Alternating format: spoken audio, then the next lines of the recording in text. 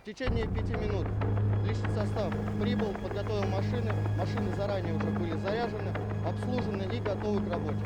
Периодически попадаются нам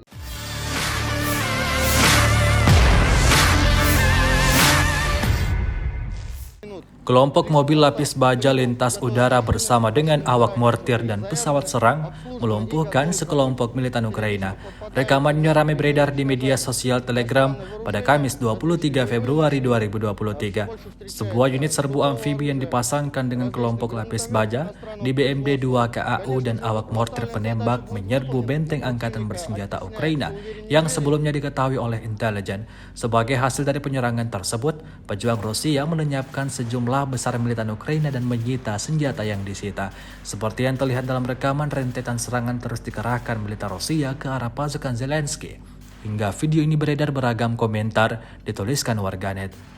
Memasuki hari ke-365, Rusia melaporkan 386 pesawat Ukraina, 210 helikopter, 3.213 kendaraan udara tak berawak, 405 sistem rudal anti pesawat dieliminir sejak awal operasi khusus. Dari kubu Kiev, Kementerian Pertahanan Ukraina melaporkan 620 tentara Rusia dieliminir dalam 24 jam terakhir.